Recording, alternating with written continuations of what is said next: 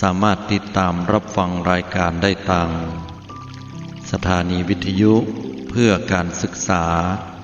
พระพุทธศาสนาและวัฒนธรรมคลื่น FM 104.50 เมกะเฮิรตซ์วัดฝ่ายหินขอบคุณสถานีวิทยุกระจายเสียงคลื่น FM 90.75 เมกะเฮิรตซ์เสียงป่าซางและสถานีวิทยุกระจายเสียงทุกๆสถานีผู้อำนวยการสถานีวิทยุเจ้าหน้าที่ทุกท่านที่ได้เอื้อเฟื้อ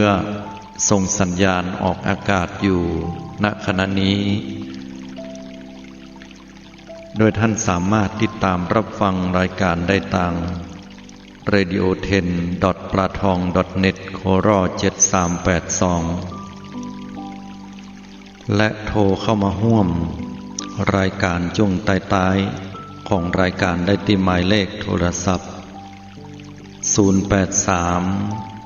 083-935-7219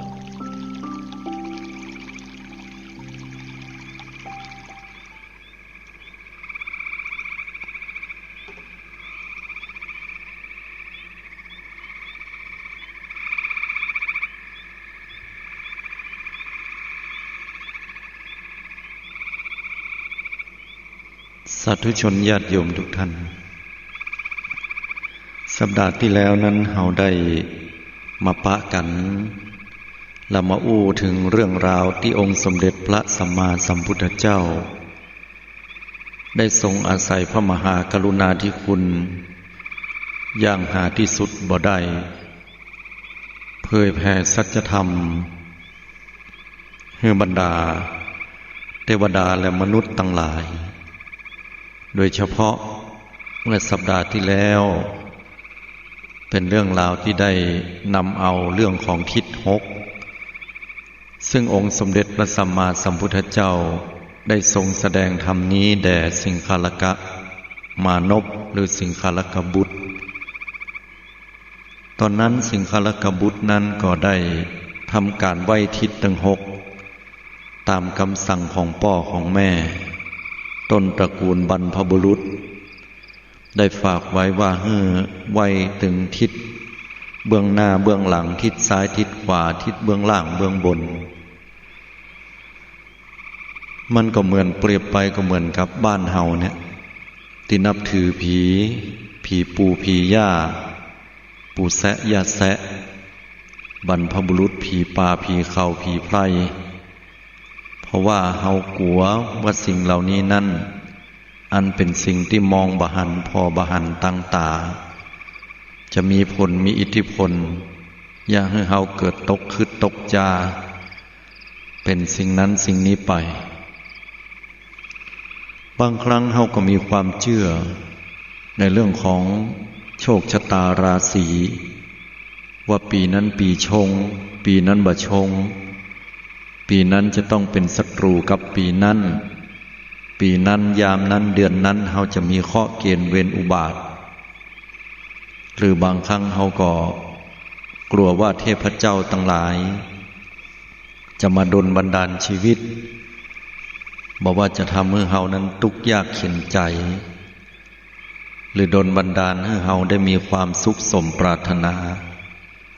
เฮาก็เลยมีการบวงสรวงบูชาแสดงถึงความเคารพอันยังก็แล้วแต่ ลักษณะแบบนี้ให้โยมได้เข้าใจว่าแม้สมัยพุทธกาลก็เหมือนกันสิงคาลกบุตรนั้นก็ไหว้ทิศตามที่บิดามารดรบรรพบุรุษพ่ออุ้ยแม่ป้าพ่อหลวงแม่หลวงเปิ้นได้ปฏิบัติกันอย่างนั้นมาโดยตลอดก็ได้ทำการตื่นแต่เช้าแล้วก็ไปน้ำคงคาเอาน้ำฉโลมจุบหัวตัวเก่าบางครั้งก็โหดตั้งแต่หัวผมหัวนั้นเปียกจุ่มเนื้อตัวก็เปียกแล้วก็ พอตะวันเริ่มขึ้นก็สักการะไหว้ทิศทั้งหกดังกล่าวมาเจ้าวันนั้นนี้องค์สมเด็จพระผู้มีพระภาคก็ได้เสด็จบิณฑบาตโปรดบรรดาสัตว์โลกทั้งหลายแล้วก็ได้มีโอกาสแวะเวียนผ่านมาปะกับสิงคาลกบุตรก็ได้มีการสนทนาถามว่าเนี่ยอย่างอยู่สิงคาลกบุตรก็กราบทูลว่าข้าพระองค์นั้นกำลังได้ไหว้ทิศทั้งหลายอันเป็นทิศหกตามที่บิดาของข้าพเจ้าได้ปฏิบัติสืบต่อกันมาเจนเหมาะเจนมอนกระทั่งมาถึงยุคสมัยของข้าพเจ้าพระพุทธองค์ก็เลยตรัสถามว่าแล้วเปิ้นให้ไหว้อย่างใด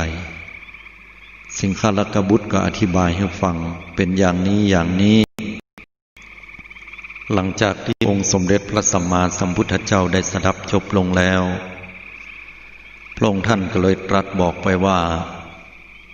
คุณโยมสิงคาลกบุตรแท้ที่จริงแล้วบิดามารดรของท่านนั้นเปิ้นมีวัตถุประสงค์แห่งอย่างหนึ่งบ่ใช่ฮือเฮานั้นได้ไหวกระงอบไปถึงทิศต่างหลายบ่ใช่ทิศเบื้องหน้าเบื้องหลังทิศซ้ายทิศขวาทิศเบื้องต่ำเบื้องสูงแบบนี้ แต่วิธีการเคารพสักการะมันมีอยู่อย่างถูกต้องสิงคาลกบุตรนั้นก็กราบทูลว่าข้าแด่พระองค์ผู้เจริญผู้นิรทุกข์การจะไหว้ทิศตั้งมดถึงปวงถึงหกประการหกตีนั้นปัญญาอย่างใดถึงจะเหมาะสมแล้วพระพุทธองค์ก็ทรงตรัสให้ฟังถ้าเป็นสมัยบดเดียวญาติโยมเวลาเฮาไปทรงเคราะห์ทรงนามพุทธองค์ก็จะทรงตรัสว่าเปิ้นบ่ได้หมายถึงอย่างอั้นทรงเคราะห์แต่มันทรงแบบนี้อีน่ะเปิ้นก็จะแสดงเป็นธรรมะการตกคืดตกจาบ่ใช่ตกคืดตกจาแบบนั้นเป็นการตกคืดตกจาแบบนี้เปิ้นก็จะว่าไปว่ามีโทษเป็นอย่างอี้อย่างอั้นอีเนาะยกตัวอย่างว่าเฮาไปถมน้ำบ่อกานะหรือว่าคล้ายกำแพงนะพุทธองค์ก็อาจจะอันนี้อาจจะมาสันนิษฐานก็จะประมาณว่าถมน้ำบ่อแล้วเนี่ยตกขึ้นด้วยประการ1ผู้อื่นนั้นบ่สามารถจะใจน้ำได้แหมอีเนาะ2เป็นที่เดือดร้อนของผู้อื่นใกล้เคียง3เป็นที่นำมาซึ่งความทะเลาะเบาะแว้งเกิดความเข้าใจผิด4เสียทรัพย์และเวลาที่จะต้องไปถม5ย่อมนำมาซึ่งความลำบากใจซึ่งกันและกันอย่างเงี้ยเป็นต้นพุทธองค์จะแสดงลักษณะแบบเนี้ยโยมเพิ่นบ่ได้ให้เฮาไปนิมนต์ตุเจ้าสี่ตนมาสวดถอนบ่ได้ให้เฮาไปให้ประจานหรือว่าคนที่มีความรู้ด้านนี้ด้านนั้นเนี่ยมาแก้ไขเป็นลักษณะของความเชื่อแบบนั้นคือนั่นคือบัจเจกความเชื่อของพระพุทธศาสนาของเฮาทีนี้ก็ย้อนพลิกมาอู้ในเรื่องของทิศหกก็เหมือนกันแบบนี้แหละโยมวันก่อนนั้นอาตมาภาพได้อู้ถึงปุรัตถิมทิศอันได้แก่ทิศเบื้องหน้ามารดาบิดาลูกบ่าวลูกสาวจะต้องบำรุงเปิ้นและพ่อแม่ก็จะต้องตอบแทนลูกเมื่อลูกนั้นได้ปฏิบัติดูแลพ่อกอยในฐานะที่พ่อแม่เป็นบุพการีชนคือบุคคลผู้มีบุญคุณต่อลูกต่อมานั้นถ้าคินทิศคือทิศเบื้องขวาครูบาอาจารย์เมื่อได้สอนได้สั่งศิษย์นั้นไปฝากตัวเป็นลูกศิษย์ลูกหาก็จะต้องปฏิบัติต่อเปิ้นและคณะเดียวกันครูบาอาจารย์ก็บ่ปิดบังอำพรางศิลปวิทยาเมื่อได้ปฏิบัติตามที่เราได้ฟังกันมาทีนี้เป็นทิศที่3คือปัจฉิมทิศอันได้แก่ทิศเบื้องหลังบุคคลผู้จะไหว้ทิศเบื้องหลังอันได้แก่ภรรยาสามีหรือแม้แต่บุตรตัวเก่านั้นก็เราก็ถือว่าทิศนี้นั้นคนที่เป็นผัวเป็นเมียกัน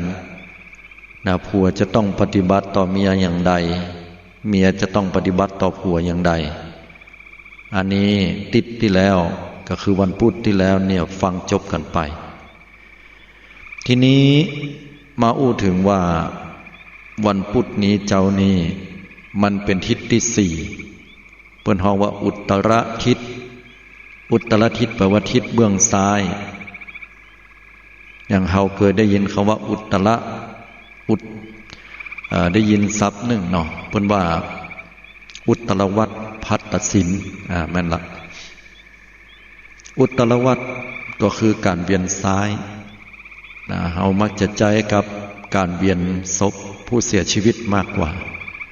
ถามว่าจะได้ถึงต้องเวียนซ้ายความหมายเพิ่นว่ามันเหมือนเกี่ยวน็อตเวียนออกถ้าเวียนด้วยความเคารพเชื่อมั่นในพระรัตนตรัยบิดามารดาเพิ่นวนขวาลักษณะนี้เป็นการวนเข้าก็คือยึดถือเอาเป็นสรณะที่เปิ้งอย่างนี้เป็นต้นเหมือนเกี่ยวเวลาเฮาบิดมันจะบิดเข้ามาทางขวามือแต่ถ้าบิดออกคลายออกจะคลายออกมาทางซ้ายมืออย่างเอียเป็นต้นก็เป็นปริศนาธรรมนั่นแหละโยมว่าคนเฮาเนี่ยเวลาตายคือคลายออกเน้อบดียึดมั่นถือมั่นติดไว้จะเป็นทุกข์ว่าอย่างนั้นทีนี้อุตรทิศคือทิศเบื้องซ้ายอันหมายถึงมิตรคำว่ามิตรในที่นี้บ่ใช่หมายถึงว่าเป็นเซลล์รุ่นเดียวกันจบด้วยกันมาอย่างเดียวอันนั้นก็แม่นนะเป็นมิตรอย่างหนึ่งแต่คำว่ามิตรในที่นี้รวมไปถึงคนที่มีอายุนักกว่าและคนที่มีอายุน้อยกว่ารวมไปถึงลูกน้องรวมไปถึงเพื่อนที่ทำงานรวมไปถึงคนที่อยู่ทางบ้านหรือคนที่ไหนที่เฮาฮู้จักจะฮู้จักมักคุ้นกันนักน้อยเพียงไหนก็แล้วแต่ถ้าได้มีส่วนในการอยู่ร่วมกันแล้วเนี่ยบางคนก็เป็นมิตรที่เกิดมาด้วยกันอยู่ด้วยกันตั้งแต่น้อยฮู้จิตฮู้ใจฮู้พุงกันก็มีบางคนก็เป็นมิตรต่างวัยบางคนก็อายุได้30ปลายบางคน50ปลายเนี่ยแต่ถูกคอกันเฮาถึงบ่แปลกใจว่าจะได้เวลาไปนั่งกุ้งเหล้ากันก็ดีกันได้อย่างกันได้บ่แปลกใจว่าบางครั้งบรรยากาศงานตะปะคนที่เข้าขากันได้กันได้เพิ่นฮ้องว่าทำงานร่วมกันเป็นอย่างดีเป็นปีเป็นคลุยก็ถือว่าเป็นมิตรทีนี้ความเป็นมิตรเนี่ยองค์สมเด็จพระสัมมาสัมพุทธเจ้าเพิ่นได้ตรัสสอนไว้ว่าคนเฮาเนี่ยโยมบ่ใช่ว่าปะกันแค่วัน2 วันแล้วจะถูกคอกันแล้วจะเป็นมิตรที่ดีได้การที่เฮาอยู่ร่วมกันในสังคมนี้จะต้องใจโยนิโสมนสิการคือการพิจารณาใคร่ครวญสิ่งต่างๆโดยอุบายอันแยบคายจะต้องอยู่ด้วยกันแล้วก็สังเกตไปพอไปเฮาเป็นคนนิสัยอย่างใดคนที่คบน่ะที่เฮาเข้าไปเสพคุ้นเขาเนี่ยเขาเป็นคนอย่างใดรวมความก็คือว่าจะไปฟังไปฟังตัดสินใจว่าคนนี้เป็นคนดีเขาอาจจะบ่ใช่คนดีก็ได้จะไปฟังตัดสินใจว่าไอ้นี้พอแล้วนี่จังบ่เนาะแล้วตัดสินใจว่าเขาเป็นคนบดีด้วยอคติอย่างก็บ่ใช่คนเฮานะโยมเคยมีก่อหันกันครั้งแรกและถูกชะตานั่นนะโยมมั่นใจเลยว่าชาติที่แล้วเฮาเคยสงเคราะห์อนุเคราะห์ช่วยเหลือกันมาบางคนนั้นหันหน้ากันบ่ได้ใครเอาละกุยยอกมันเหงาเนี่ยมีล่อโยมเฮาถึงบ่แปลกใจว่าจะได้ไปแอวงานวัดก็ดีหรือเวลาเขาขี่รถกายกันไปหันกันแล้วเนี่ยแค่ห่างตาพอกันก็ลงเข้ามามีเรื่องมีราวชกต่อยตีกันมันเป็นเรื่องที่เกิดขึ้นได้โยมบ่ใช่ว่าเกิดขึ้นลอยๆแต่อดีตชาติเคยเป็นศัตรูคู่อาฆาตกันมาทีนี้บอกว่าจะชอบหรือบ่ชอบใจมันเป็นเรื่องของกฎแห่งกรรมที่เราเคยสร้างร่วมกันมาในอดีตคนบางคนเนี่ยหันกันครั้งแรกแล้วจังกันไม่หักไม่ยั้ง แต่พออยู่ไปเริ่มเฮียนเริ่มฮู้กันก็เกิดความปรองดองฮักใคร่บางคนเป็นมิตรแก้วสหายคำที่เดียวโอ้คือใจฮอดตะกอนเนาะจังมันปโทบานะบะเดียวหรอโอ้มันช่วยเฮาช่วยแตะช่วยว่าเป็นเปื้อนที่ดีที่สุดเฮาหันแล้วเฮารู้สึกภูมิใจขนาดว่าได้เปื้อนคนนี้มาเป็นเปื้อนที่ดีกว่าจะเข้าใจกันได้ต้องใช้เวลาเป็น10 ปีว่าอย่างนั้นคนบางคนไม่ยิงหันพ่อใจบางคนจังเนี่ยเพราะจังแตะจังว่าเขาอย่ามาจังมันขนาดพ่อใจคนเนี้ยพอแล้วมันถึงบัดถูกตาพ่อใจบางคนหันไม่ยิงอ่ะโอ้อีนี่มันอย่างมาแบบเรียบร้อยแต่ว่าเป็นกุลสตรีโอ้พอแล้วกระดกกระดักแต่พออยู่กันไปกินกันไปมีโอกาสได้แต่งงุมแต่งงานกันเกิดความฮักความเข้าใจเฮียนหู้ซึ่งกันและกันณวันหนึ่งที่ผัวเป็นอย่างไปเมียเป็นอย่างไปหู้ซึกมันเจ็บปวดใจหู้ซึกเป็นห่วงเป็นอะไรเสียน้ำตาให้แก่กันเพราะว่าฝ่ายพ่อใจก็เอาชนะใจไม่ยิงได้ฝ่ายไม่ยิงก็เอาชนะใจพ่อใจได้มันต้องอาศัยระยะเวลาโยมคำว่ามิตรนี่นะเมื่อใจหันแค่วัน2 วันจะหู้ได้และเชื่อก็โยมในตอนเป็นละอ่อนเนี่ยเขาจะมีเปื้อนนักที่สุดเพราะมันม่วนแต่ถ้าใหญ่หน้ากาบานเป็นวัยรุ่นเขาจะเลือกเปื้อนที่อยู่ตามกลุ่มละถ้าเป็นกลุ่มใหญ่กลุ่มนั้นโดยกลุ่มน้อยโดยกลุ่มอย่างก็แล้วแต่เขาจะมีมิตรแก้วสหายคำนักแล้วก็จะเป็นเปื้อนกินไปนักด้วยพอมาเนี่ยการเนี่ยงานนั้นเริ่มที่จะหายไปเป็นเกิงป่ายวะพอเนี่ยการเนี่ยงานจะรู้ว่ากลุ่มไหนควรจะทำงานกับกลุ่มไหนกลุ่มไหนเข้ากลุ่มไหนบ่ได้คนใดพ้องที่เข้ากันบ่ได้มันเป็นอย่างนี้เฮาก็เลยแบบแปลกใจว่าจะได้คนเฮามันอยู่กันเป็นกลุ่มคณะเดียวกันศรัทธาญาติโยมทั้งหลายพอเฮาอายุนักขึ้นมาหน่อยผ่านวัยผ่านประสบการณ์ผ่านร้อนผ่านหนาวผ่านกำติก็ผ่านกำชมผ่านยกย่องและสรรเสริญผ่านกำนินทาเล่าต้านเฮาจะเลือกคนที่เข้ามาในชีวิตของเฮาเป็นมิตรแก้วสหายคำมันน้อยเต็มทีแต่คนที่เฮาเลือกนะโยมมันจะทรงคุณค่าขนาดจะเป็นมิตรที่เฮาสามารถที่จะปฏิบัติต่อกันได้อย่างหูจิตหูใจเขาจะเลือกแล้วว่ากลุ่มนี้คือเปื้อนกินเนอร์ไม่ใช่เปื้อนตายกลุ่มนี้เนี่ยเขาเข้าได้เพียงแค่โมเอียเลยกว่านี้ก็บ่ใจละคนนี้เนี่ยเข้าท่าเป็นบุคคลที่เขาจะอู้ความลับได้เก็บความลับของเขาไว้ได้เป็นอย่างดีอย่างนี้เป็นต้นฉะนั้นแล้วศรัทธาญาติโยมทั้งหลายคำว่ามิตรเป็นสิ่งที่สำคัญแม้แต่องค์สมเด็จพระสัมมาสัมพุทธเจ้าข่าวครั้งที่ประทับอยู่ที่เมืองหนึ่ง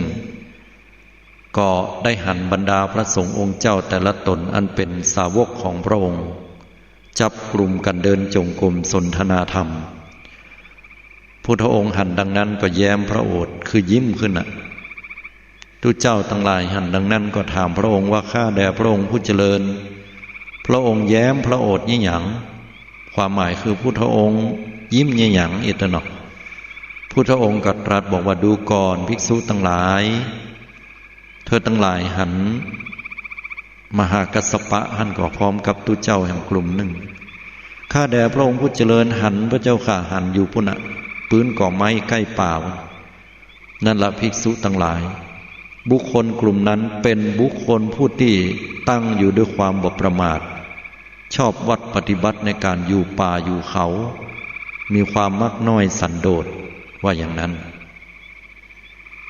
ทุกเจ้าทั้งหลายสู่เขาหันสารีบุตรอัครสาวกเมืองขวาเฮาพร้อมกับทุกเจ้ากลุ่มนั้นก่อนที่เดินจงกรมอยู่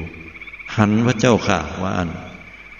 บุคคลหมู่นั้นเป็นบุคคลผู้เปี่ยมด้วยปัญญามีสติปัญญาอันมั่นคงเฉียบแหลมดีแล้วพุทธองค์ก็บินไปได้ทำลายนึกว่าสู่เขาตั้งหลายหันท่านก็ทุเจ้าอันชื่อว่าโมคคัลลานะพร้อมกับส่งสาวกของเฮานะหันพระเจ้าค่ะ อันนั้นกลุ่มนั้นก็เหมือนกันเป็นบุคคลเป็นกลุ่มที่มีฤทธานุภาพมีความสามารถจำแนกแจกแจงการก่อการสร้างมีอำนาจมีพลังต่อบุคคลทั้งหลายสามารถจะยั้งให้สิ่งที่เหนือกว่าความคาดหมายนั้นเกิดขึ้นได้บุคคลเหล่านี้เป็นบุคคลผู้มีอุปนิสัยไปอย่างนั้นถามแม้แต่พระอานนท์เปิ้ลก็บอกว่าเป็นบุคคลผู้ที่ใฝ่ในคุณธรรมมีสุตตะการสดับรับฟังนักเป็นอุปถากที่ดีจี้ไปหลายตนหลายองค์สุดท้ายถามว่าภิกษุทั้งหลายเธอหันเตวตัดก่อพร้อมกับหมู่ข้าแด่พระองค์ผู้เจริญข้าพเจ้าหันนั่นภิกษุเหล่านั้นเป็นผู้ภิกษุผู้มากในกามคุณห้าเป็นบุคคลผู้ที่บ่ฮู้จักปอตั้งอยู่ในความประมาทขาดสติอย่างนี้เป็นต้นนะโยมเขาก็เลยบอกแปลกใจบอกว่าบางคนบางท่านเนี่ยอาตมาหันแล้วก็ยิ้มเหมือนกันนะว่าอ๋อพุทธเจ้าบนตรัสไว้แต่ขนาดตุเจ้าก็เหมือนกันก็เป็นกลุ่มบ่เจ้าว่าพิษนะโยมแต่ว่ามันเป็นเรื่องของธาตุพุทธองค์บอกว่าคนเฮาเข้ากันได้โดยธาตุสังเกตต่อญาติโยมทั้งหลายคนที่ชอบบอกไฟเนี่ยก็จะไปกันในกลุ่มบอกไฟนะแต่คนที่ชอบตีกลองเนี่ยแข่งกองหลวงเพิ่นก็จะไปกองหลวงแถมคนหนึ่งชอบจัดดอกไม้เจ้าบ้านจัดดอกไม้เป็นประเภทโอ้ชอบสวยชอบงามก็ไปในกลุ่มดอกไม้บางคนเป็นนักนักบรรยายชอบเรื่องไมโครโฟนบรรยายให้ความรู้ก็จะไปเรื่องของความรู้เนี้ยเหมือนกับญาติโยมที่ผ่านมาเนี่ยไปที่วัดฝ่ายหินเปิ้นถวายเสากระจายเสียงก็มื้อเนี้ยกลุ่มเนี้ยเป็นกลุ่มที่ฟังเป็นกลุ่มที่ชอบกันเรื่องธรรมะแล้วก็บางกลุ่มก็หุ่มเล่นพายญาติโยมบางกลุ่มหุ่มเล่นพายอบายมุขก็จะไปกลุ่มเนี้ยบางกลุ่มที่เป็นแม่ค้าพ่อขายอยู่ด้วยกันแล้วก็เล่าขวัญเป็นกิจวัตรก็จะไปกลุ่มเนี้ยสังเกตว่าโยมมันจะอยู่กันเป็นกลุ่มเพราะว่าคนเฮาเข้ากันได้โดยธาตุเป็นว่าคือความชอบคืออุปนิสัยนะคือธาตุคนเฮามันไปคนละอย่างบางคนก็เป็นบัณฑิตบางคนก็เป็นคนพาลบางคนก็เป็นผู้โง่บางคนก็เป็นผู้เขลาเฮาบ่ได้บอกไผว่าไผคนนั้นดีหรือบ่ดีแต่พุทธองค์ได้ตรัสไว้ว่าคนเฮาเข้ากันได้โดยจริตโดยธาตุเนาะอันนี้ความหมายคืออย่างนี้ทีนี้ย้อนปิกขึ้นมาว่าทิศเบื้องซ้ายคือมิตรฟังไว้ให้ดีโยมว่าเฮาจะเลือกคบมิตรได้อย่างไรซึ่งพุทธเจ้าได้ตรัสสอนหมู่เฮาไว้อาตมาภาพจะให้ย่อๆกันแล้วกันเนื่องจากว่ามันเนื้อหามันยาวอุตรทิศคือทิศเบื้องซ้ายถ้าเฮาจะคบกันเป็นมิตรแล้วเฮาก็จะต้องฟังว่ากุลบุตรผู้ที่จะคบกันเนี่ยจะต้องมีคุณลักษณะอย่างใดต่อกันยกตัวอย่างเฮาจะไปคบใครคนใดคนหนึ่งเนาะโยมลองกึดเนอว่าตัวเฮาเอาพอเข้ามาที่ตัวเฮาหรอว่าเฮามีคุณธรรมต่อไปนี้ก่อนถ้าเฮาจะให้เปิ้นเนี่ยฮักเฮาคบเฮาเป็นมิตรเฮาต้องมีเสน่ห์และเสน่ห์นั้นจะสร้างได้ด้วยอย่างด้วยหลักธรรม5ข้อของพุทธเจ้าดังต่อไปนี้ที่เฮาจะเป็นมิตรที่ดีของคนอื่นที่เปิ้นยอมรับเฮาได้เนี่ยฟังไว้ให้ดีเนอะ1ด้วยให้ปันคือหมายความว่าแบ่งปันคนที่ฮื้อเนี่ยพุทธองค์ตรัสไว้บอกว่าย่อมเป็นที่รักของผู้รับฉะนั้นถ้าเอาใครเอาเปิ้นมาเป็นมิตรเฮาจะต้องรู้จักฮื้อเปิ้นแบ่งปันฮื้อเปิ้นอันยังก็ตามคนที่บ่คิดจิแบ่งปันฮื้อตามสมควรที่เฮาจะฮื้อได้แล้วเนี่ยโอ้มันมัดจิตมัดใจสังเกตต่อญาติโยมเวลาเฮาเอาอย่างฮื้อเปิ้นแม้ของมันจะมีน้อยเดียวขนมเนี่ยสักถุงหนึ่งอยากกินข้าวขนาดเอาข้าวปั่นเปิ้นเหี่ยปั้นหนึ่งโอ้ยินดีจัดนักเน้อสมัยบ่เดียวบ่ใจเนาะยินดีจัดนักแปลว่าขอบคุณหลายๆยินดีจัดนักเน้อดีอกดีใจโยมนะด้วยการแบ่งปันน้ำมัดใจเพิ่นเป็นคนดีนะเป็นคนมีน้ำใจเนาะปันนั่นปันนี่ให้เฮาหั่นเหรออันนี้แสดงว่าถ้าเฮามีคุณลักษณะเป็นคนบัดจิละฮื้อปันเนี่ยจะเป็นที่ฮักของคนอื่นเป็นมิตรที่ดี ข้อที่สองด้วยเจรจาถ้อยคำไพเราะไผก็ตามก็แค่ฟังแต่คำอู้ที่มันม่วนหูโยมคำอู้ที่มันเป็นมัทุรสอ่อนหวานเอาเวลาไปอู้ไปว่าเฮ้เปิ้นถ้ายิ่งเป็นกรรมสะหน้าสะตาเปิ้นแหมไผก็บ่ใครโคบอะโยมถึงแม้เขาจะบอกว่าไอ้คนนี้มันเป็นคนปากหญิงยะแต่โดยใจเลิกๆแล้วเขาก็ใครเฮ้เปิ้นอู้ดีกับเขา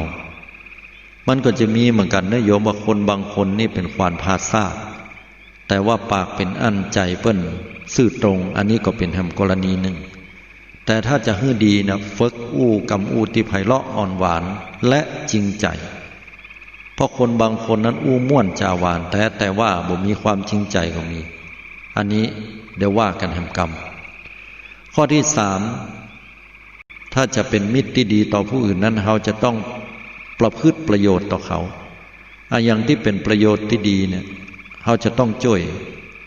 เวลาบ้านเปิ้นน้ำท่วมไฟไหม้ก็เข้าไปปลอบอกปลอบใจมีเงินมีทองตามสมควรกับบริจาคเวลาในยามเปิ้นยากการแปลงหัวก็ดีแปลงห้าวก็ดีเตือบ้านเปิ้นถมดินกับเปิ้นสร้างบ้านแปลงบ้านเตืออันนั้นมันลุกมันเสีย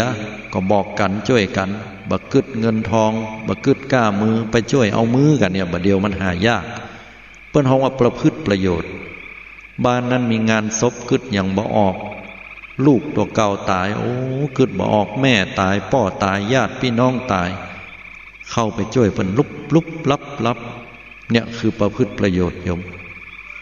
สังเกตต่อเท่าเวลาไผก็ตามที่พิษหัวกันเขาไปเชื่อไปหากันหรอกฉะนั้นถ้าจะมัดใจกันได้ต้องประพฤติประโยชน์บัจจิบาบัจจิแห่งบัจจิทรัพย์ข้อที่สี่ด้วยความเป็นผู้มีตนเสมอคือหมายถึงว่าเสมอตนเสมอปลายบัจเจวัญญะมอกให้เปิ้นหันในวันนี้วันหน้ามันยะแล้วอันนี้แสดงว่าบ่มีความเสมอต้นเสมอปลายเกยยะอย่างใดก็ต้องยะอย่างนั้นเกยฮื้อก็ต้องฮื้อเป็นปกติบ่เป็นอย่างโอกาสหน้าได้มันจะว่าหวังเฉพาะว่าครั้งนี้อย่างเดียวนะอันเนี้ยเหมือนอย่างเขาแซวนักการเมืองนั่นกันเนาะนักการเมืองดีก็มีนะแต่อันนี้นักการเมืองบ่ดีก็แล้วกันแล้วก็บ่ได้บอกว่าเป็นไผบางเตื้อโยมจะหันก็ว่านักการเมืองเวลาไปหาเสียงไหวเฮาอย่ายี่ฮือก็บ่เตื้อก็งอบทักกาบได้เทกาบแต่พอได้เป็นไปแล้วอยู่ในตำแหน่งไปแล้วเฮาเนี่ยจะได้ไหวเขาแต่บัดแต่โยมถ้าบัดแต่เนี่ยมาว่าอาตมาได้มันอย่างอันน่ะโยมคนเฮามันจะต้องมีความเสมอตนเสมอปลายวันแรกหาเสียงอย่างใดเลือกตั้งอย่างใดยกมือไหว้เพื่อนอย่างใดแม้วันสุดท้ายที่อย่าหมดวาระก็ต้องยกมือไหว้ประชาชนเพราะประชาชนเป็นผู้เสียภาษีให้คุณประชาชนเป็นผู้ที่เสียภาษีให้ประชาชนถ้าสละตัวเก่าเข้าไปแล้วเนี่ยจะต้องเสมอต้นเสมอปลายแม้หมู่เฮาก็เหมือนกันจะเนี่ยประโยชน์อย่างเคยช่วยงานศพนี้ไปศพนี้บ่ไปบ่เป็นอย่างด้วยเหตุอย่างก็หอมไปก่อนอีล่าบัดสบายบ่ได้ไปแต่บ่เป็นอย่างบ่ได้ไปเมื่อคืนไปเมื่อวัน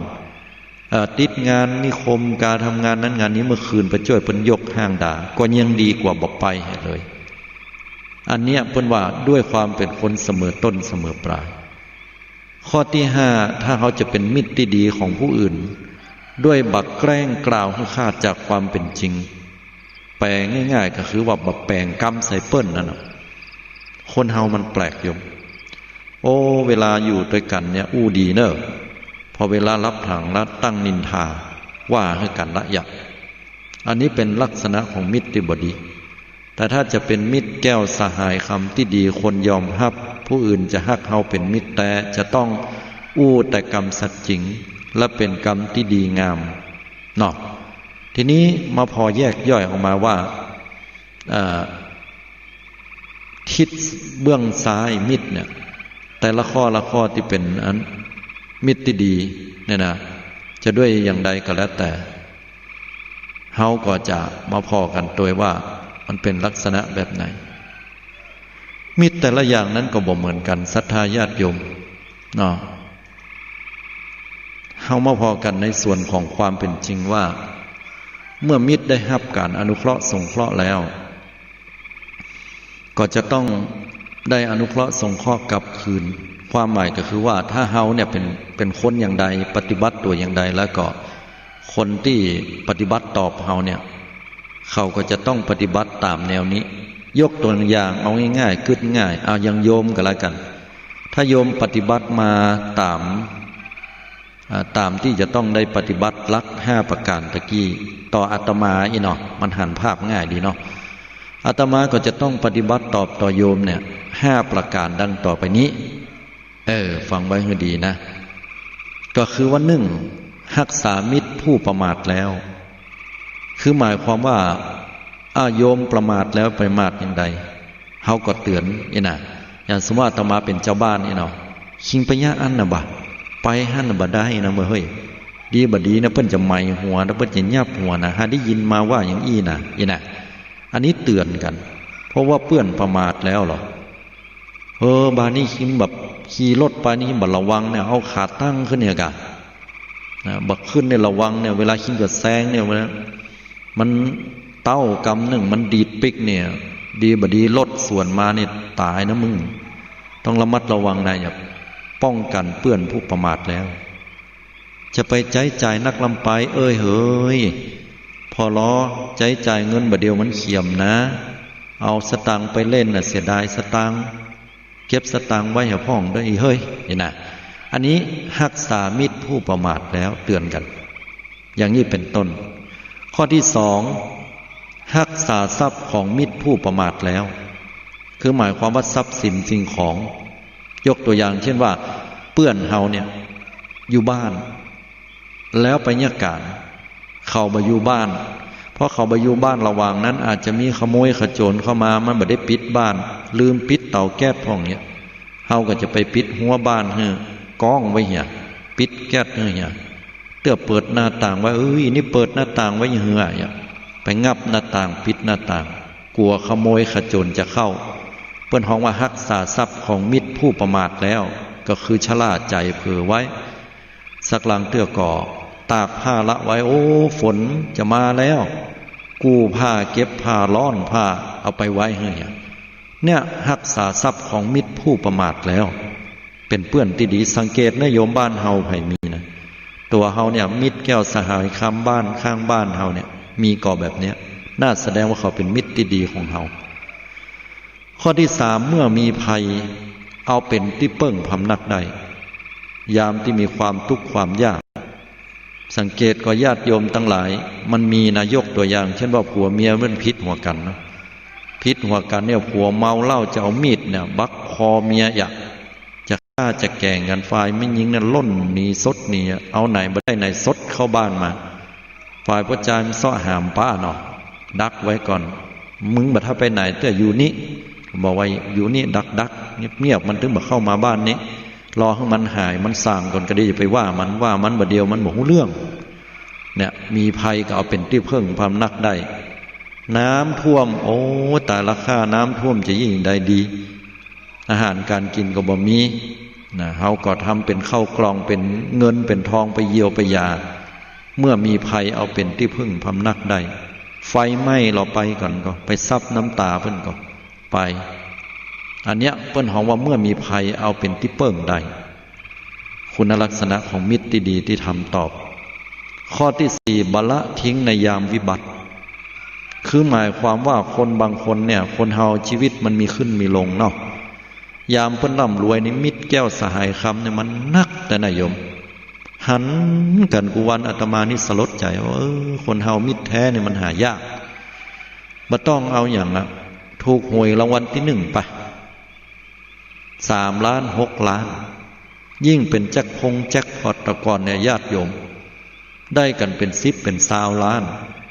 ปโทธโมสังโฆยาติโกโหติกามันพุทธพอ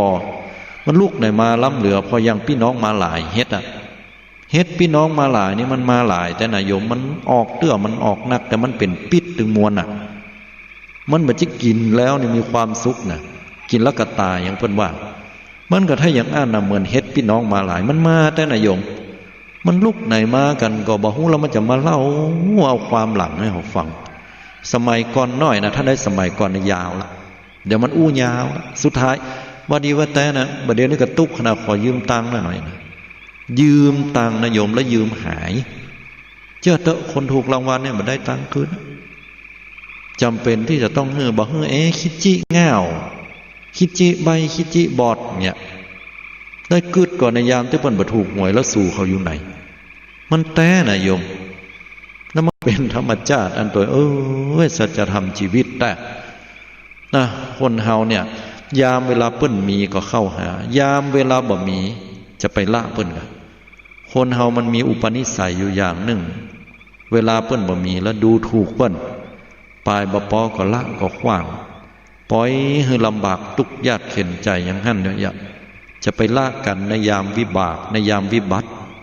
เปิ้นตกทุกข์ได้ยากจะต้องประคับประคองให้กำลังใจอันยังช่วยกันได้ช่วยเสื้อผ้าอาภรณ์ต้นสบายของอย่างอีล่ามันมีเสื้ออยู่หั่นน่ะมันใจเห็ดเตื้อสองเตื้อนะชุดของมันนี่ก็ตัวที่จะเต้ากับลูกของตัวนี่ก็ก็มาปั่นมาแบ่งกันเปิ้นมีหรอเนี่ยข้าก็มีสตังค์อยู่มือเอาช่วยตัวให้น้อยน้อเอาไว้จกไว้จ่ายไว้ใจ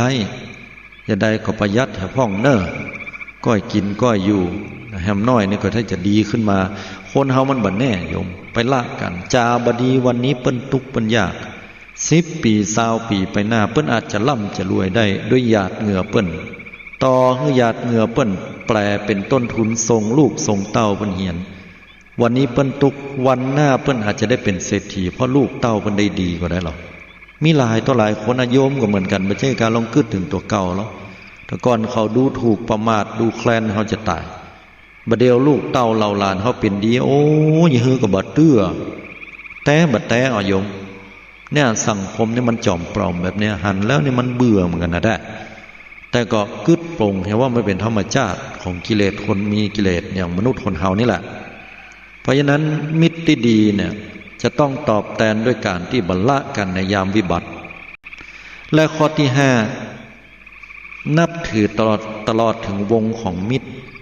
คือหมายความว่าถ้าเฮาคบไผเป็นมิตรแก้วสหายคำคนที่เป็นญาติพี่น้องเฮาก็นับถือเป็นพ่อเป็นแม่เข้าไปหาพ่อครับแม่ครับพ่อเจ้าแม่เจ้าอู้กันนะพ่อมีพ่อมาแม่เขียวแม่แดงอย่างก็ว่ากันไปเคารพนับถือกันว่าเปิ้นเป็นพ่อเป็นแม่เป็นญาติของเพื่อนเฮาเนาะมีอย่างก็อนุเคราะห์เกื้อกูลจะได้มัดจิตมัดใจกันได้อันนี้คือกับเรื่องราวของคำว่าทิศอุตรทิศทิศเบื้องซ้ายมันที่จริงมันยาวอยู่มันมีลักษณะของมิตรแท้4 จำพวกมิตรเทียม4 จำพวกตัวมันยาวโยมเวลามันบ่พอมิตรแท้4 จำพวก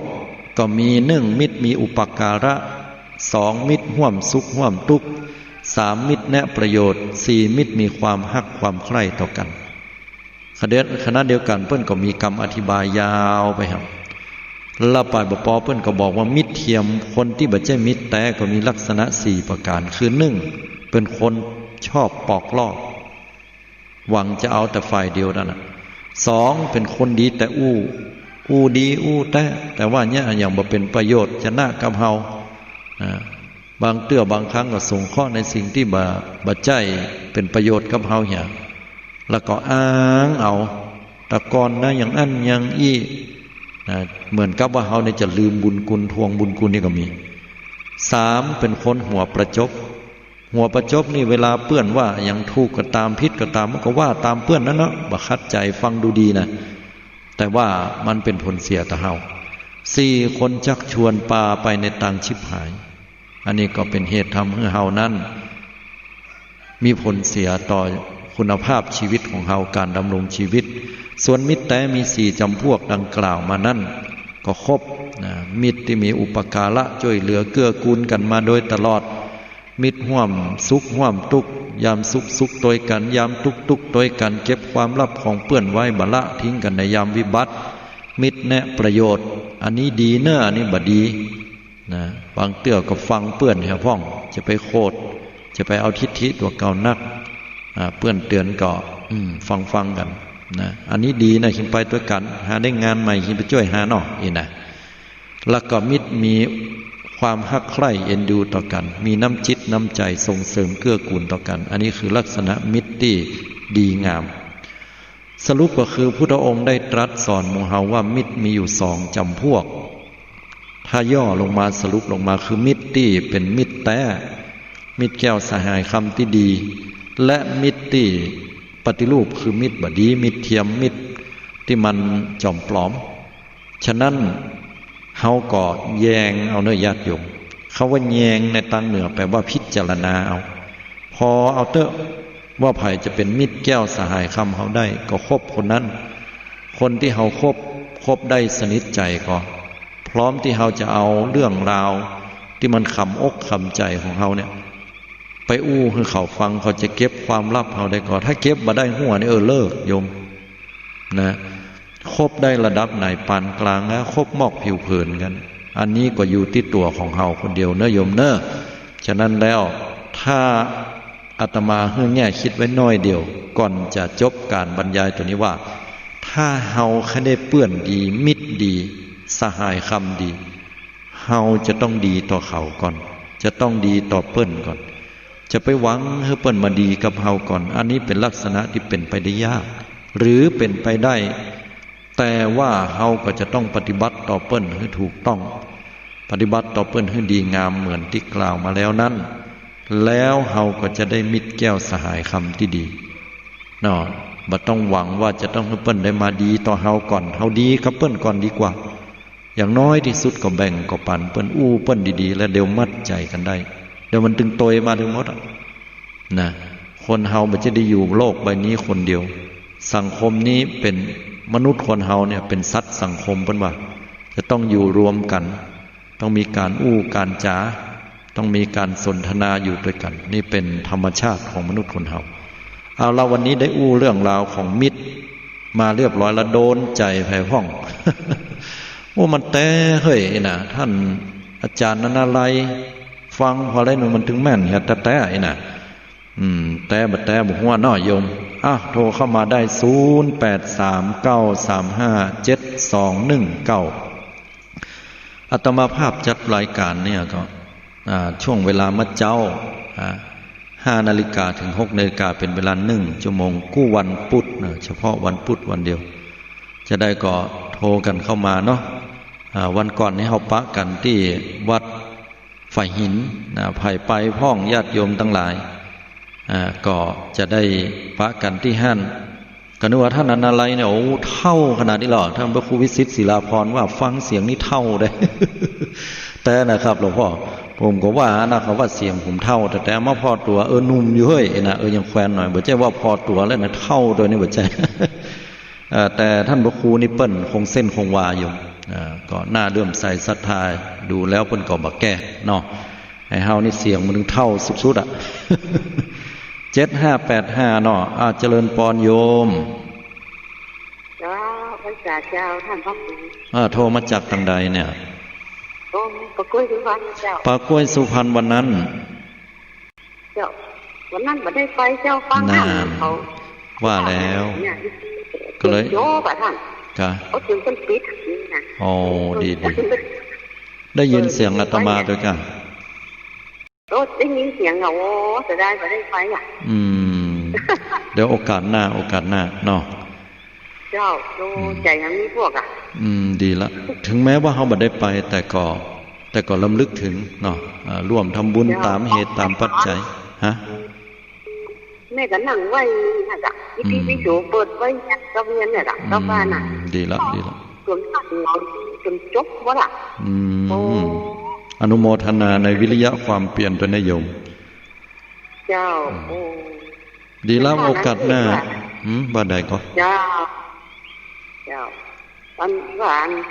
เหมือนท่านว่ามีดเนี่ยมาถ้าว่ามีดเนาะที่ย่องกันแย่อย่างแต่มันก็จะปืนกันนี่อยากให้หมดทุกเมื่อท่านเนาะแม้แต่พี่น้องกันเพื่อก็ฮ้องว่ามิดได้โยมหมดทุกคนพอหน้าหดตาเนาะแต่ก็เราอนุโมทนาเนยโยมเวลาน้อยเหลือเกินได้เสียดายแต่เดี๋ยวเขาก็อู้กันทำกรรมโชคดีบุญเมื่อคืนสาธุอันนี้ปากกล้วยสุพรรณเนาะอันนี้ไผ่ตั้งได้5110เจริญพรครับนมัสการเจ้าโอ้หวานมาแต่เจ้าแต่อันนี้ชื่ออย่างจ้าแม่น้อยบ้านมอจ้านั่นนึกแล้วแม่น้อยบ้านมอแน่นอน ยเฮือพี่น้องศรัทธาเพิ่นได้ยินด้วยหรอกก็เลยอันตักชื่อด้วยแม่น้อยบ้านหม้อวันเฮาปะกันกำนอที่ปูนนอปิกกี่โมงวันนั้นน่ะมาถึงบ้าน3 โมงเจ้าอ๋ออาตมาได้ปิกก่อนเพราะว่าต้องมาสอนกรรมฐานที่วัดพระธาตุหลวงละปูนตัดกับวันเสาร์ติดเนาะวันนั้นก็เลยลาเป็นวันติดนะลาครึ่งวันท่านปิกถึงกี่โมงเจ้าโอ้มาถึงเนี่ยเกือบวิทย์เพนเหมือนกันพ่อบอกเพนที่หั่นก็ซื้อท่านหลวงพ่อพระครูสมุวิสุวัตก็นำเอาอาหารญี่ปุ่นนี่เราว่าบะชันก็เอาไปตัวไว้น่ะก็เอาใส่รถมาตมาก็ชันเป็นพ่องบ่เป็นพ่องนั่นน่ะ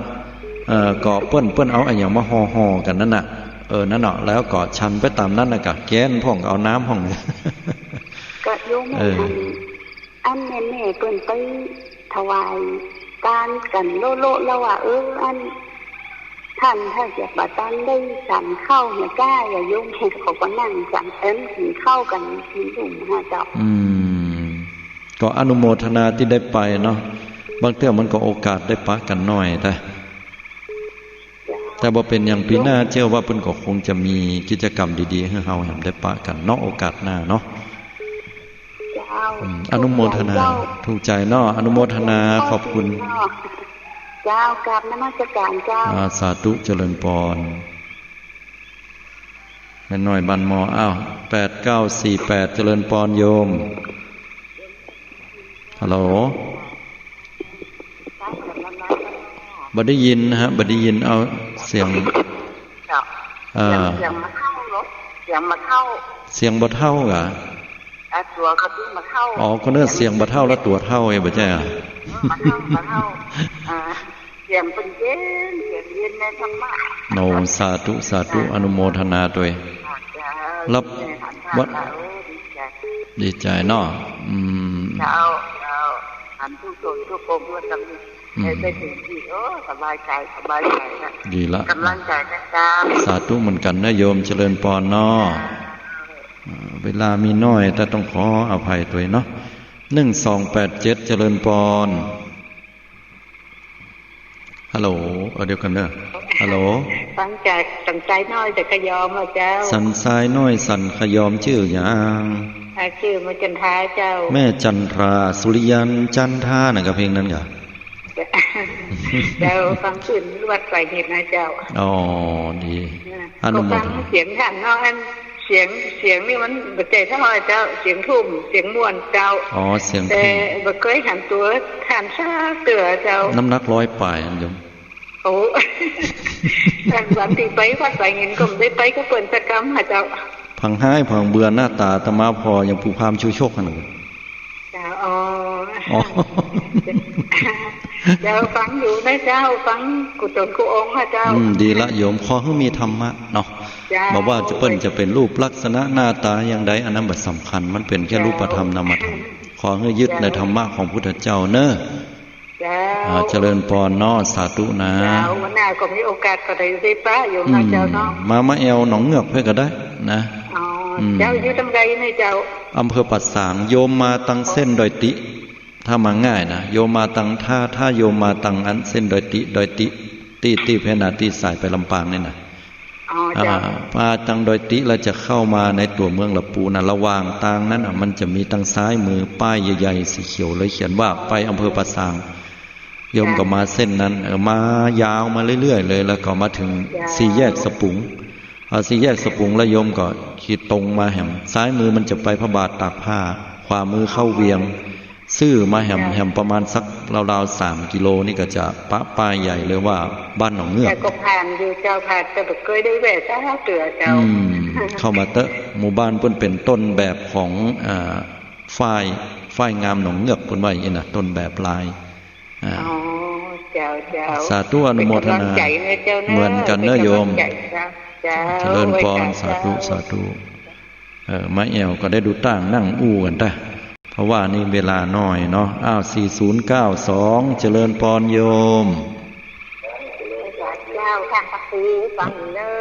ฟังอยู่จากที่ไหน